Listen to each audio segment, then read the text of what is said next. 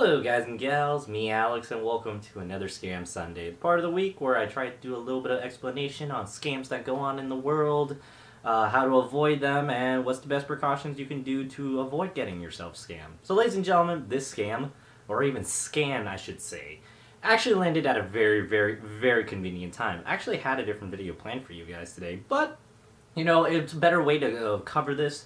For those that don't live in the North American region, I don't know if this applies to you. I don't know if Office Depot actually is in your region. Let me know in the comment section. I'd like to actually know.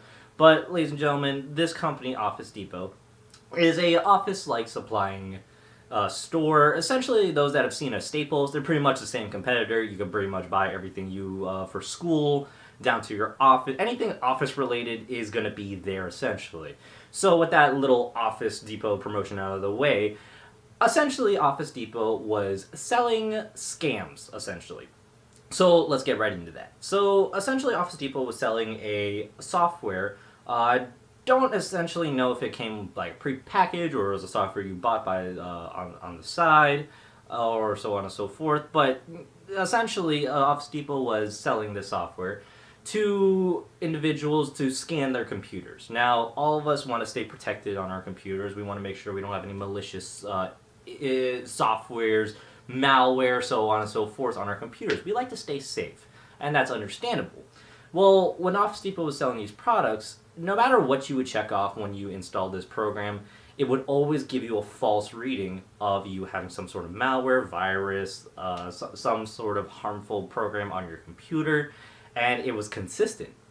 So now that pretty much they've been caught and found out this was an entire scam, they're forcing people, not even forcing people, but scaring people into thinking they need to, buy $300, up to $300 worth of software to pretty much save their computer or, make sure it's protected, which kind of sounds a little familiar. For those that don't watch Kit Boga, he pretty much covers a lot of these, like Windows refund scams, or your computer has a virus towards scam. Yeah, those kind of things. Essentially, this is kind of the, cutting the phone company out of the call centers out of the way and just going straight to the to a software. So essentially, the FTC, the Federal Trade Commission, caught on to it. I believe they sent in a test dummy computer. Essentially, a computer that's never been connected to the internet. It had nothing to do with, this computer that's first time turning on, never connected to the internet. It's the most freshest computer you can get from the factory. They took it to Office Depot. They installed the software, so on and so forth, and it gave a false reading.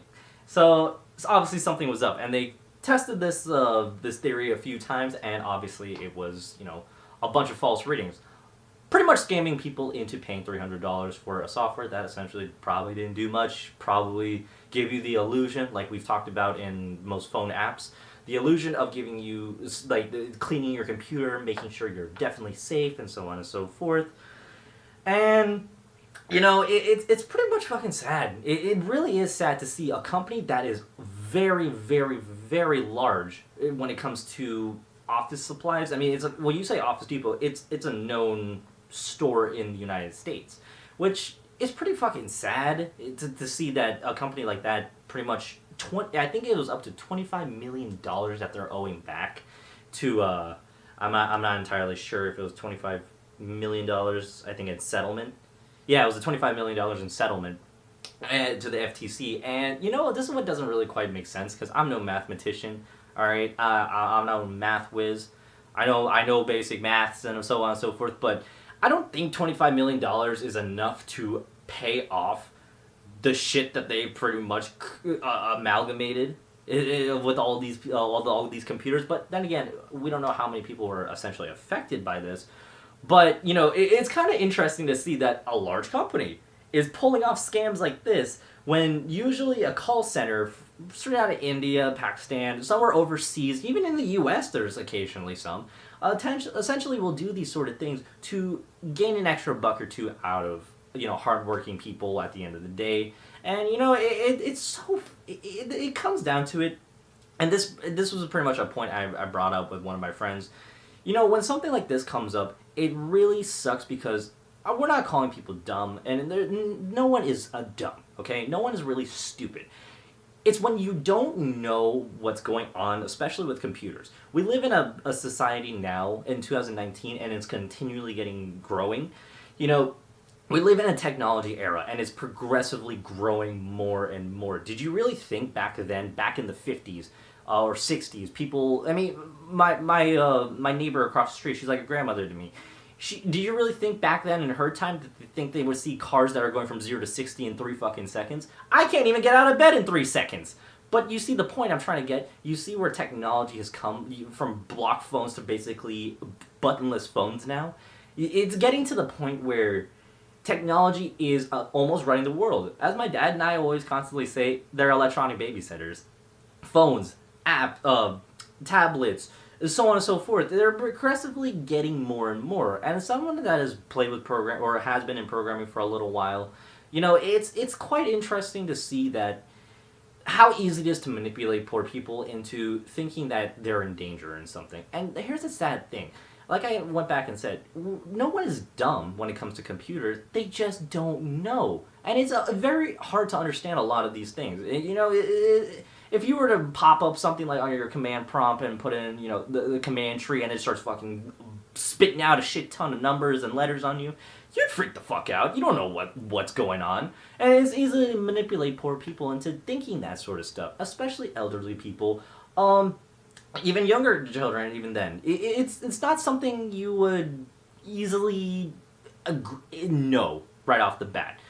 So, unfortunately, it is super sad to see that even I keep repeating this massive company, $1 million company, is going out of their way and basically stealing money from people for giving them false readings. And that's messed up. That really is messed up.